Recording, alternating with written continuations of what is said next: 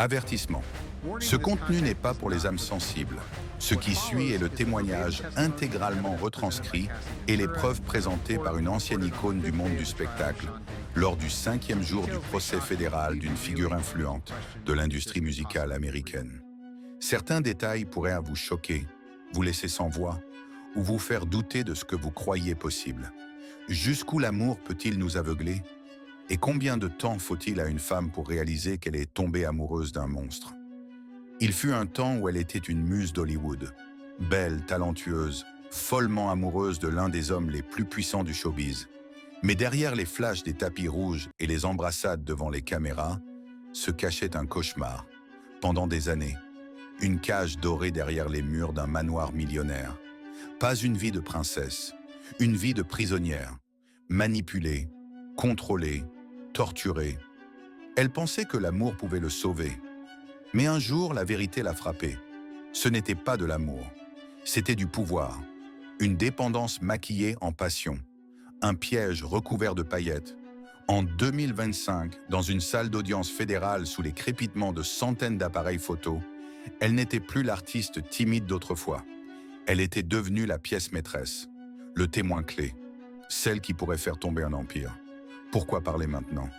Quel secret garde-t-elle? Quelle preuve pourrait envoyer cet homme en prison à vie? Est-ce juste la surface d'un réseau criminel bien plus vaste? Quand elle a pris la parole, la salle d'audience est devenue muette. Un empire pourrait s'effondrer. Un homme autrefois couronné roi pourrait faire face à la justice. Et la vérité, brute, insupportable, commence enfin à émerger. Ce n'est pas qu'un témoignage, c'est un cri du cœur, un avertissement. L'air devant le tribunal fédéral de Los Angeles était lourd, électrique. Les journalistes se bousculaient, les flashs crépitaient. Sur X, le hashtag du procès explosait en millions de publications. Dans la salle, pleine à craquer. Les jurés, impassibles. Le public, souvent des femmes, se tenaient la main, en quête de réconfort. Tous venus écouter celle qui, jadis, faisait rêver. Une beauté devenue combattante. Elle entre. Épaule droite, regard fixe, un manteau gris sobre. Aucun maquillage, pas un bijou. Une image loin de celle qui illuminait autrefois les magazines, au bras de son compagnon. Entourée de 2 agents de sécurité, elle s'approche de la barre des témoins. Face à elle, une armée d'avocats de la défense. Des esprits brillants, payés des millions pour défendre un empire vacillant. La juge Eleanor Grayson frappe de son marteau. Aujourd'hui, nous poursuivons l'audition de Mademoiselle Ventura. Le silence. Seul le bruissement des feuilles du procureur. Tout le monde retient son souffle. Quelque chose d'horrible allait se dévoiler. L'avocat de la défense, abandonnant les questions banales sur la relation, se concentre soudainement sur un détail inattendu. Avez-vous déjà été sous la propriété? Dans le tunnel? Un frisson parcourt la pièce. Le procureur objecte. Question spéculative. La juge autorise. Elle inspire profondément. Oui? Un simple mot, un basculement. Elle se tenait droite, ses mains crispées sur le bois froid du pupitre. Sa voix, bien que douce, tranchait dans l'air chargé d'attente. Le procureur s'approcha. « Mademoiselle Ventura, pouvez-vous nous dire ce que vous avez vécu en relation avec l'accusé ?» Un silence, puis une inspiration, et les ténèbres se déversèrent. « Tout a commencé comme un rêve, dit-elle. Elle avait 22 ans, fraîchement arrivée à Los Angeles, une voix en or, des yeux pleins d'espoir. Elle l'avait rencontré dans une soirée luxueuse, au sommet d'un gratte-ciel éclairé par la lune. Il était grand, charismatique, un sourire capable de désarmer n'importe quelle âme. Il l'a regardée dans les yeux et lui a dit « Tu es la prochaine étoile ». Cassie a cru en lui. Elle a cru qu'il l'aimerait, qu'il la guiderait vers la gloire. Elle s'est abandonnée. Très vite, ils sont devenus le couple dont tout le monde parlait. Photos de tapis rouge, interviews de magazines, promesses d'avenir brillant. Elle croyait vivre un conte de fées, mais 6 mois plus tard, ce rêve s'est fissuré. Un soir, dans son manoir de Beverly Hills, il l'a prise par la main. Il l'a conduite vers une porte massive, incrustée de jade. « Tu dois me prouver ta loyauté », a-t-il dit d'une voix grave. Elle a souri. Elle croyait à un jeu. Mais quand la porte s'est ouverte, elle a découvert un monde qu'elle aurait préféré ne jamais connaître. Là, sous une lumière rougeâtre comme du sang séché, des silhouettes, des corps, des masques, des caméras, un parfum de produits chimiques et de sueur. Un mélange écœurant. 10 personnes, peut-être plus. Des hommes, des femmes, certains à genoux, d'autres figés, comme figés dans une attente silencieuse. Elle a vu une jeune femme, nue sauf pour un masque, recroquevillée sur une chaise, ses yeux rouges, suppliants. Un homme tenait une corde, regard vide. Des cachets passaient de main en main. Et au centre, lui, comme un dieu cruel, imperturbable, souriant. Il s'est approché d'elle, lui a tendu un comprimé. Elle a dit non. Il a ri, mais ses yeux, il ne voyait plus une femme, juste un objet. Alors elle a cédé, elle a avalé. Pour l'amour, par peur. Ce qu'elle a vu ensuite l'a brisé. Une femme poussée à l'humiliation, un homme plaqué au sol, des cris étouffés, de la douleur, de la soumission. J'ai voulu hurler, dit-elle, la voix brisée. Mais j'étais une cage, un oiseau dans une cage de fer. Dans un élan de panique, elle a crié. Elle a dit qu'elle ne supportait plus, qu'elle partirait, qu'elle révélerait tout. Mais il n'a pas levé la voix, il n'a pas frappé. Il a simplement souri, un sourire glacial, un signal du menton. 2 hommes sont arrivés, grands, muets. Ils l'ont saisie. Elle s'est débattue, mais c'était inutile. Derrière un mur dissimulé par un tapis près de la piscine, une trappe, camouflée par des feuilles mortes. Les marches descendaient, froides, en béton. Un tunnel gris, lugubre, s'enfonçait dans les entrailles de la terre. Ce n'était pas un sous-sol, c'était un bunker, un abri pour secrets inavouables. Il marchait devant, murmurant des mots qu'elle ne comprenait pas. Parfois, il se retournait. Il lui lançait un regard. Ce regard, le regard qui disait « Si tu fuis, tu paieras ». Ils sont passés une porte métallique, verrouillée par un clavier numérique. Ce qu'elle a vu de l'autre côté lui a glacé le sang. Une salle immense, éclairée par des néons rouges qui pulsaient, des caméras dans chaque coin, des meubles en cuir noir, des murs capitonnés, le sol brillant, trop propre, trop clinique. Cette pièce n'était pas faite pour le confort, dit-elle. Elle respirait la douleur. Des étagères, des objets, des cordes, des masques, des vêtements en latex, des miroirs sur le plafond et le sol, une armoire pleine d'huile et de produits sans nom. Et au fond, une porte. Elle y a été enfermée. Aucune lumière, aucun son, juste un banc de bois, des chaînes et la peur. 7 jours, 7 nuits. Une bouteille d'eau par jour. Pas de nourriture, pas de visage, juste des murmures. Sa voix à lui, sortant d'un haut-parleur. Obéis, apprends, tu m'appartiens. Elle a cru devenir folle. Elle entendait des pleurs, réels ou dans sa tête. Puis, elle l'a vu. 2 femmes, masquées, perchées sur des talons, l'une immobile, l'autre assise près d'un trépied. Une caméra. Elle ne parlait pas. Elle respirait à peine. Il les appelait les performeuses. Le 7e jour, elle n'en pouvait plus. Cassée, vide. À genoux, elle a supplié. « Je ferai tout ce que tu veux. Laisse-moi sortir. » Il est arrivé. Toujours ce sourire. Il a ouvert. Il a murmuré. « Maintenant, tu sais à qui tu appartiens. » Cette nuit-là, elle est sortie du tunnel, tremblante, le corps en sueur, les vêtements imprégnés de l'odeur de ce lieu. Une odeur qui, des années plus tard, la hante encore. En salle d'audience, elle avoue, elle n'en a parlé à personne, ni à ses amis, ni à sa famille. Parce que je ne voulais pas disparaître. C'est ce que ça donnait. Comme si, en parlant, je cesserais d'exister. Comme ces filles là-bas. Le procureur lui demande de décrire davantage. Ce qu'elle a vu, les détails. Elle acquiesce. Ce n'était pas qu'une seule pièce. Il y en avait au moins 3 autres. L'une était complètement noire, une simple banquette au centre, et des chaînes. La deuxième avait un miroir géant, un panneau numérique sur un mur. Elle n'a jamais su à quoi il servait. La dernière, un fauteuil et une boîte pleine de câbles. Le silence dans la salle était devenu plus lourd que l'air lui-même. Le procureur s'approche. Pourquoi parler maintenant? Elle inspire. Son regard vacille, mais reste fixé. Parce que ce n'est plus seulement mon histoire, parce qu'il continue, et si une autre tombe dans ce tunnel et qu'elle ne remonte jamais, sa voix se brise. La juge lève la main. Courte pause. La salle figée.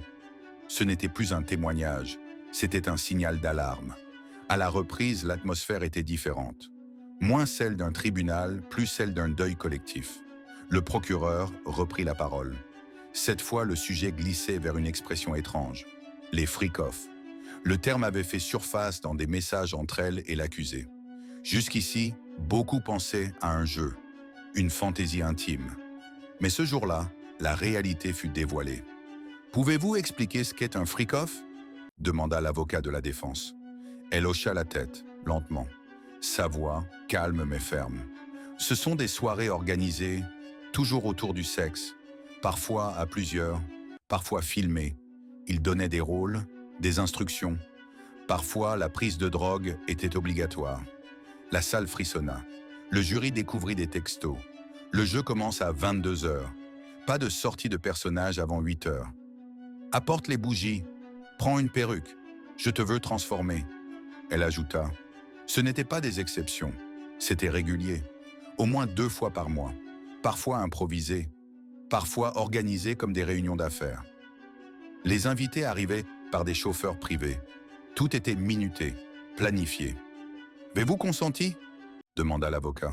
« Quand on est drogué, ce n'est pas du consentement, » répondit-elle. J'étais souvent sous l'effet. Parfois, je ne me souvenais même pas de ce que j'avais fait. Le procureur rebondit. « Ces freak-offs ont-ils eu lieu dans le tunnel ?» Elle avala difficilement sa salive. « Oui. Une nuit en particulier. Elle portait une combinaison en caoutchouc. Elle ne devait pas parler, pas bouger. Des inconnus étaient présents. Ils ne donnaient jamais de nom. Ils disaient juste « Fais-moi confiance ».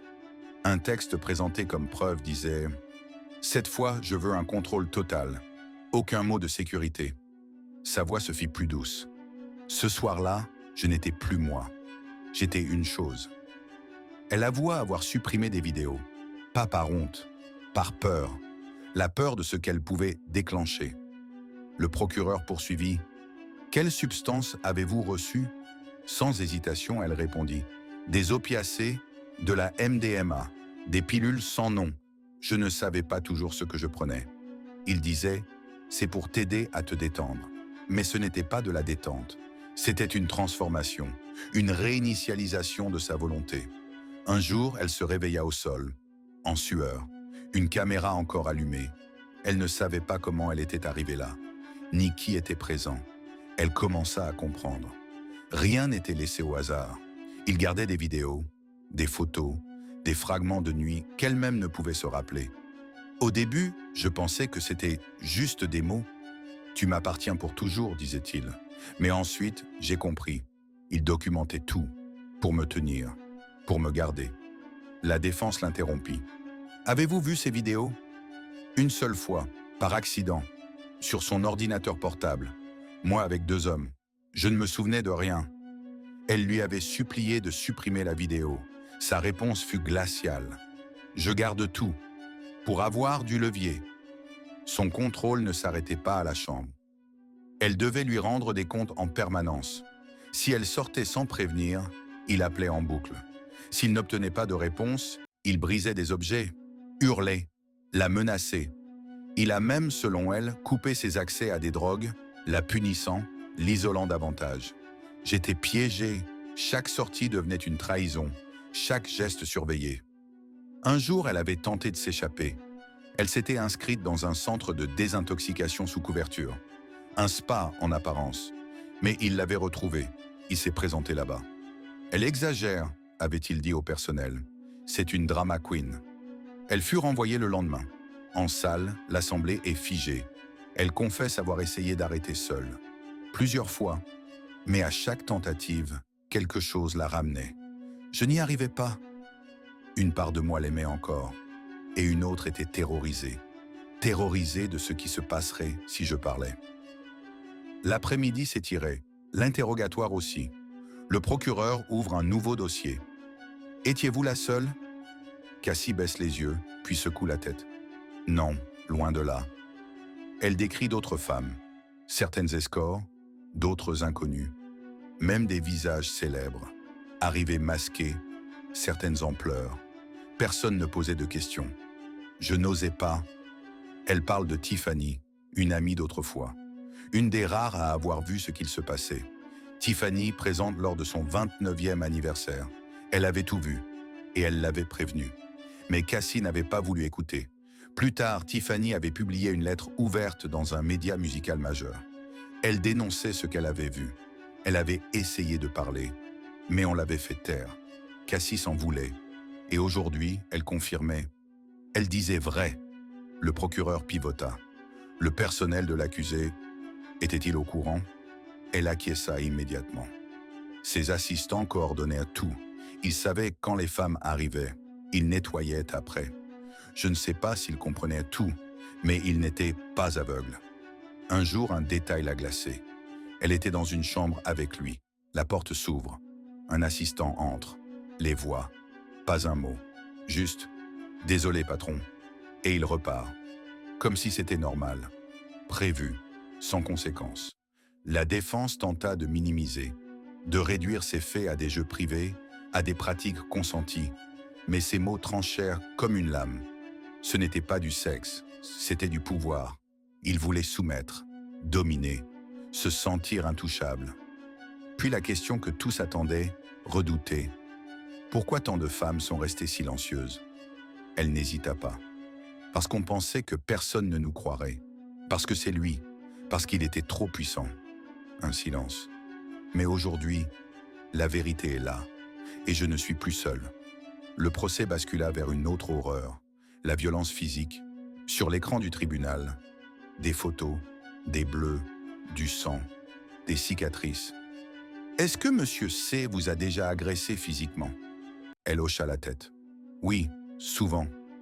Les débuts, des poignets trop serrés, des poussées en pleine dispute. Il s'excusait toujours, jurait que c'était la dernière fois. Mais ce n'était jamais la dernière. Une photo apparut, une entaille au-dessus de son sourcil. Elle expliqua « Ce soir-là, je suis rentré tard. J'avais dîné seul. Il a cru que je le trompais. Ce n'était pas le cas. Il était ivre, paranoïaque. Elle devait préparer des valises pour un voyage. Elle était épuisée. Elle s'est endormie sur le canapé. Elle se réveilla sous les cris et sous les coups. Je me souviens du mal, pas du moment.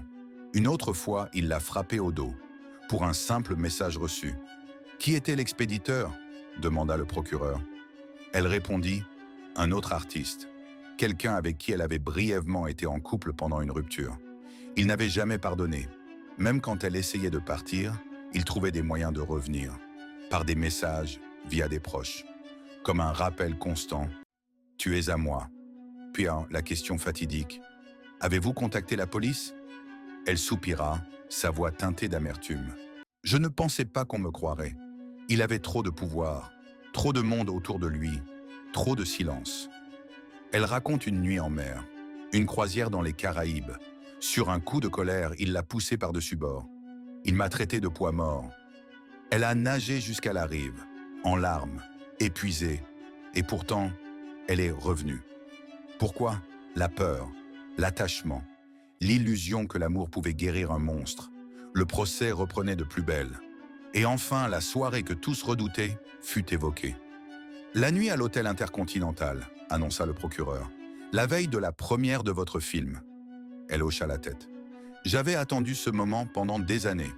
J'étais fier, je voulais savourer. Mais lui, non. Il parla de reconnecter, de marquer le coup. Un freak-off, disait-il, une tradition. Elle refusa d'abord. Il insista. Elle céda, fatiguée, lassée de se battre.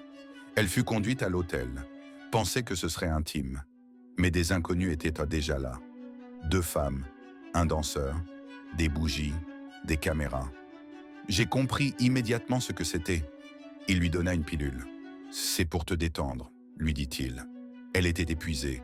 Elle l'avala. Des images floues, un masque, des mouvements, des mots qu'elle ne reconnaissait pas. Puis, le vide. Elle se réveilla seule, en sueur. Sur son téléphone, un message. « Tu as été incroyable. Je suis fier de toi. Elle ne comprenait pas. Elle ne demanda pas. Elle prit une douche et marcha sur le tapis rouge quelques heures plus tard. Un sourire parfait. Des flashs. Personne n'a vu les bleus, cachés sous une robe glamour. Le procureur présenta les textos de cette nuit. « Tu brilles encore? On recommence après la fête ?» Elle n'a jamais répondu. Mais ce soir-là, quelque chose s'était brisé. Pour la première fois, elle s'est autorisée à imaginer un monde sans lui. Pas un accident, pas une dispute, la fin d'un cycle, la fin d'un cauchemar. Le lendemain, elle prit un vol pour New York, seule. Et pour la première fois depuis des années, elle respira. Quand elle termina son témoignage, la salle était pétrifiée. Il n'y avait plus de murmures, plus de notes griffonnées, juste le souffle suspendu de ceux qui venaient d'entendre l'indicible. Elle ne s'était pas contentée de raconter. Elle avait déchiré un voile. Elle avait mis en lumière un empire bâti non sur le talent, mais sur la terreur, sur la domination, sur la douleur. Elle se tourna vers les jurés. Son regard ne tremblait plus. Je parle pour celles qui ne peuvent pas, pour les filles coincées dans ce tunnel, pour les pleurs que j'ai entendus, pour les âmes qu'il a volées. Sa voix résonnait comme une promesse, comme une sentence. Sur les réseaux, le mot se répandit comme une traînée de poudre. Justice pour Cassie explosa, des millions de partages. Et lentement, d'autres voix s'élevèrent. D'autres femmes, d'autres histoires, même schéma, même silence, même peur.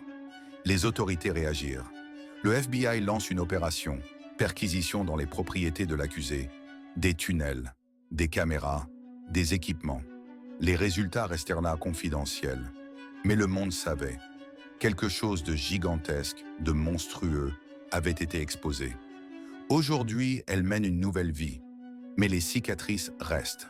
Physiques, psychologiques, invisibles aux yeux de beaucoup, mais présentes à chaque battement de cœur. « J'ai cru que l'amour pouvait le sauver », dit-elle en conclusion. « Mais j'ai appris qu'on ne sauve pas un monstre. Je ne suis pas une victime.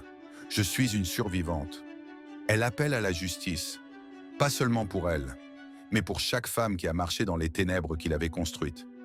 Une dernière question, posée par son propre cœur, résonna dans le silence du tribunal. Comment protège-t-on les cœurs aimants des monstres déguisés en étoiles? Qui sera la prochaine à se lever, briser le silence et faire jaillir la lumière dans les coins les plus sombres?